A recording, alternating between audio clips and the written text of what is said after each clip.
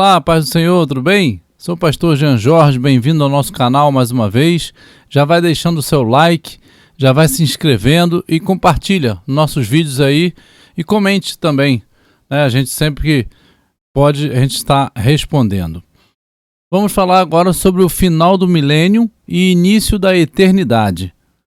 Está aqui o texto de Apocalipse 20, versículo 10, onde vai mostrar que Satanás é lançado no lago de fogo. E diz assim: o diabo, o sedutor deles, foi lançado para dentro do lago de fogo e enxofre, onde já se encontram não só a besta, como também o falso profeta, e serão atormentados de dia e de noite pelos séculos dos séculos.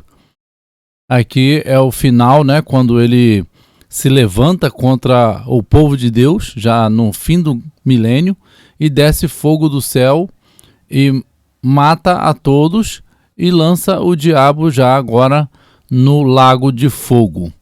E já ele encontra lá a besta e o falso profeta, que já está lá há 1000 anos. Então, notem aqui que não fala o anticristo e o falso profeta, ou a besta e o anticristo, né? É a besta e o falso profeta. Falei isso porque muitas características do próprio falso profeta a gente encontra no próprio anticristo. É o falso profeta que impõe a marca da besta, e isso a gente entende, né, que é o anticristo que vai fazer. É o falso profeta que persegue o povo para matar, e isso a gente entende que é o anticristo que vai fazer. Então tem várias outras situações que é o falso profeta que vai fazer, e possivelmente ele seja o próprio anticristo. E a besta normalmente nós entendemos como um reino, né? Besta em profecias geralmente é reino, né? Vejam lá os 4 animais, 4 bestas, né? Da visão de Daniel, que vai dizer que eram 4 reinos. A segunda ressurreição. Apocalipse 20, versículo 5, parte A, diz: mas os outros mortos não reviveram, até que os 1000 anos se acabaram. Que outros mortos são esses? São os mortos que não estavam em Cristo. Mortos que morreram sem servir ao Senhor, então eles não ressuscitaram na primeira ressurreição, que foi no dia da volta de Jesus. Eles passaram 1000 anos ainda e só ressuscitaram após esses 1000 anos. Quando os 1000 anos acabaram, eles ressuscitaram. É o que está aqui em Apocalipse 20, versículo 5. Aí vem o juízo final. E diz assim, Apocalipse 20, versículos 11 a 13. Vi um grande trono branco, e aquele que nele se assenta, de cuja presença fugiram a terra e o céu, e não se achou lugar para eles. Vi também os mortos, os grandes e os pequenos, postos em pé diante do trono. Então se abriram livros. Ainda outro livro, o livro da vida, foi aberto. E os mortos foram julgados segundo as suas obras, conforme o que se achava escrito nos livros. Deu o mar os mortos que nele estavam, a morte e o Hades entregaram os mortos que neles havia, e foram julgados, um por um, segundo as suas obras. Então vejam aqui que esses mortos ressuscitaram para o grande julgamento, o juízo final, né? E foram julgados conforme as coisas que estavam escritas nos livros. E também foi aberto o livro da vida, pois conforme os atos, né, conforme as obras de cada um, e aí se não tiver o seu nome no livro da vida, será lançado no lago de fogo. E diz aqui, deu o mar os seus mortos. Podemos entender aqui mar, em Apocalipse, os povos, as nações, né? Mar quer dizer povos, línguas e nações. Então, todas as nações deram os seus mortos. A morte e o Hades, a morte e o mundo dos mortos entregaram seus mortos. e eles foram julgados um por um, segundo as suas obras. Porque Deus é justo e cada um vai receber o julgamento que merece. E isso será segundo tudo o que cada um fez nesta vida. Então a gente fica pensando, né? Essa vida aqui, que por mais que vivamos 100 anos, 110 anos, ou aqueles homens que viviam 969 anos, foi o caso do Matusalém, o mais velho, nada disso vale perante o tempo da eternidade. É um pingo em relação ao tempo da eternidade. Então não vale a pena, né, viver fora de Jesus Cristo, porque é nessa vida que nós decidimos a eternidade, neste pingo, né, no tempo que nós decidimos a nossa eternidade. Busque a Deus. Se entregue a Jesus. Benditos e malditos. Mateus 25, 34 e 41 diz: Então dirá o rei aos que estiverem à sua direita: Vinde, benditos de meu Pai, possuí por herança o reino que vos está preparado desde a fundação do mundo. O 41 vai falar: Então dirá também aos que estiverem à sua esquerda: Apartai-vos de mim, malditos, para o fogo eterno, preparado para o diabo e seus anjos. Então vejam aqui que o fogo eterno, o lago de fogo, ele não foi preparado em nenhum momento para o ser humano.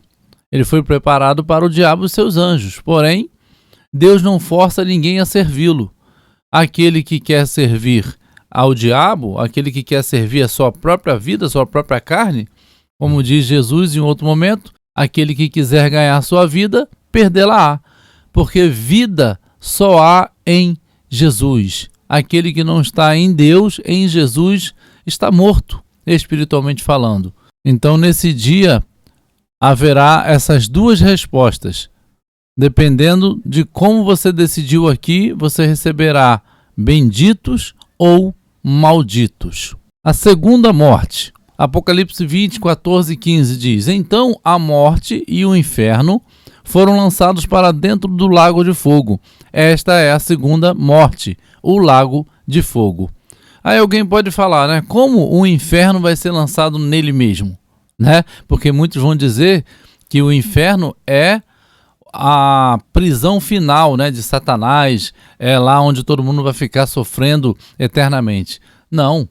Aqui, inferno é o mundo dos mortos.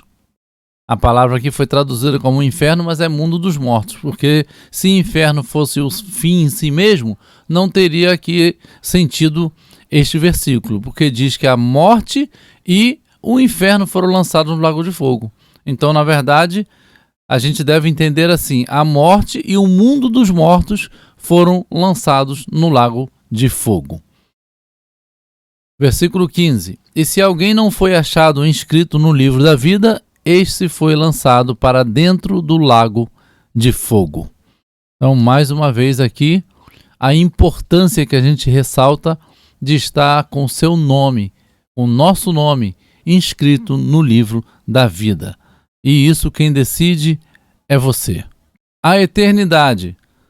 Bom, agora, após todo esse processo terminado, o diabo no lago de fogo, a morte no lago de fogo, o mundo dos mortos no lago de fogo, o falso profeta, a besta, todo o mal lançado no lago de fogo, e também aqueles que não estão escritos no livro da vida, agora vem a eternidade para aqueles que estão escritos no livro da vida. E diz assim, Salmo 91, 16: Saciá-lo-ei com longevidade e lhe mostrarei a minha salvação. Ou seja, longevidade é uma vida longa, vida eterna, né? Isaías 65, 22: Não edificarão para que outros habitem, não plantarão para que outros comam, porque os dias do meu povo serão como os dias da árvore, e os meus eleitos gozarão das obras das suas mãos. Ou seja, ele está fazendo uma promessa aqui porque o povo geralmente era invadido, né, o povo de Israel, e eles edificavam casas e outras pessoas moravam nelas, porque eles eram levados cativos para outras nações. Eles plantavam e outros iam lá colher, né, aquilo que eles plantavam. Então agora ele está dizendo que isso não acontecerá mais. E os dias do seu povo serão como os dias das árvores, né? Longos dias, né? Está falando da eternidade. E ali João 3,16, o versículo famoso que diz: porque Deus amou o mundo de tal maneira que deu o seu Filho unigênito, para que todo aquele que nele crê não pereça, mas tenha a vida eterna. Então, esse é o desejo do Senhor, que todos possam crer e receber a vida eterna. Mas a decisão é de cada um de nós. Que Deus abençoe a sua vida, que você pense muito bem sobre a sua eternidade. Onde você vai passar a eternidade? Ao lado do Senhor ou no lago de fogo? Decida hoje passar a eternidade com o Senhor. A paz a todos.